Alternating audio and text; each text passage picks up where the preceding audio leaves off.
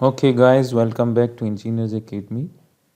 Now let's solve this particular problem from Hibbeler Dynamics. The problem says that the 10-pound block is pressed against the spring so as to compress it 2 feet. So the compression in the spring initially is equal to 2 feet. And when it is at A, if the plane is smooth, determine the distance D. This D is required, that is to be measured from the wall to where the block strikes the ground, and it is said that neglect the size of the block. So when this block is pressed with this spring for a distance of 2 feet, so initially this block will have the velocity equals to 0. Since after that we will leave this block, so it will have some velocity, so it will attain some velocity. So the initial velocity after just after the compression is 0, and then it will have some velocity at point B, and then it will follow the projectile motion. So first of all, to find this D, we have to find the velocity of this box of this block at point B. So for that we have to apply the work energy principle. So the work energy principle says that the kinetic energy at point A plus the work done, the summation of the work done from A to B by the external forces will be equal to the kinetic energy at point B. So now if we consider the free body diagram of this block when it is just in contact with the spring, right? So that will be our 10-pound block, and the spring force is going to act in this direction parallel to the inclined plane, and its weight is going to act vertically downward, and the normal will be perpendicular to the inclined surface. And let's say that parallel to the plane is my x dash axis and perpendicular to the inclined plane is my y dash axis. So now as we know that from A to B the block is moving parallel to the inclined plane, so it is moving along the x dash axis, so it is not moving along the y dash, so the normal force is not going to do any work. So the weight and the spring force is doing the work on this block, and the kinetic energy at point A is 0, so we can write that is 0 plus the summation of the work done will include the work done due to the weight plus the work done due to the spring force, and that will be equal to the kinetic energy at point B, and that will be 1 divided by 2, and the mass is 10 divided by 32.2.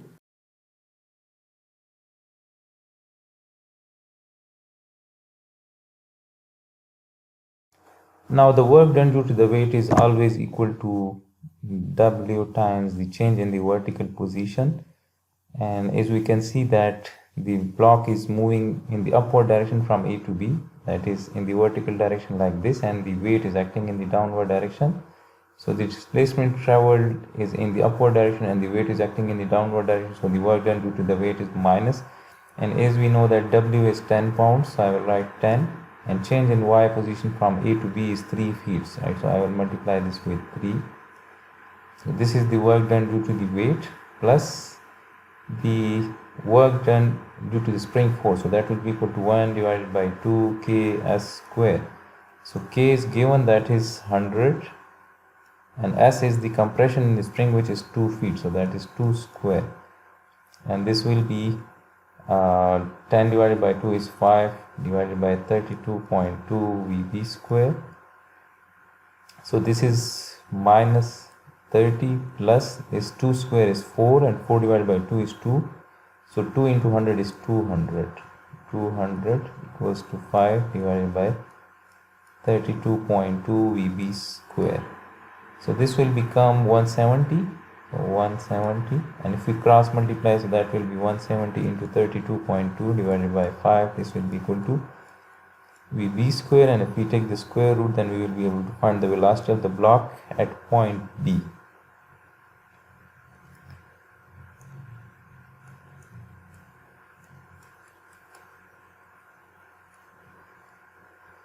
So the velocity of the block at point B is 33.09 feet per second. Now the velocity at point B is acting in this direction like this. Let me draw that. This is VB, and since the box will continue with the projectile motion, so we have to resolve this VB into its components. So this is VBX and this is VBY, and let's say that this is my origin, if this is my positive X direction and if this is my positive Y direction. So this is my origin, right? This is my reference point. So X naught and Y naught of the block for the projectile motion is 0 0 here. Sorry, this is the origin, this is the 0 0, and the initial position of the block at point B will be the X naught and Y naught. So X naught at this particular point is X naught and Y naught, this is the coordinates, and X naught is 0 and Y naught is 3 feet, and when it just hits the ground, so that will be the final position of the block, that will be X and Y coordinate. So the X coordinate is D and the Y coordinate will become 0 since this is my origin. And as we can see that the angle of the incline is given in the shape of this 4 feet and 3 feet. This is the incline, and the vertical, this perpendicular is 3 feet and this base is 4 feet. So if we apply Pythagoras theorem, then from A to B this distance is 5 feet. We can find it, this AB square. If we apply the Pythagoras theorem, then this will be 4 square plus 3 square under the square root, so that will give us 5. So if the incline is making angle theta, so that theta is represented by this triangle. So we can resolve this VB into its components. So VBX is VB cos of theta, VB is known, and from this triangle cos of theta is base divided by hypotenuse, so this is 4 divided by 5. So if we consider the vertical motion, so since this block is continuing with the projectile motion, so we can consider the vertical and horizontal motion independently. So if I consider the vertical motion, so that will be equal to y equals to y naught plus v naught yt minus half gt square. And as we can see that initially this is v naught y, this is vby, remember this is vby. So y naught is 3 and y is 0, so this is 0, this is 3, and vby will be vb sine of theta. So let me write that vb is 33.09 sine of theta, and from this triangle sine of theta is perpendicular divided by hypotenuse. So this is 3 divided by 5 into t minus 1 divided by 2 is, let me write this as 1 divided by 2, and g is 32.2. So 32.2 divided by 2 is 16.1. So this is 16.1 t square. And let me simplify this, 33.09 multiplied by 3 divided by 5.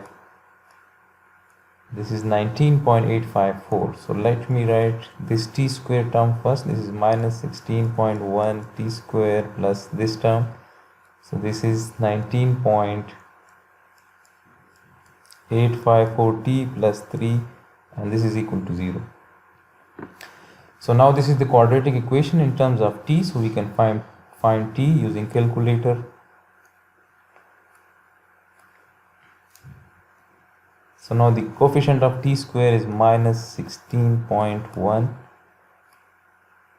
and the coefficient of t is 19.854 and the constant is 3. So from this t equals to 1.369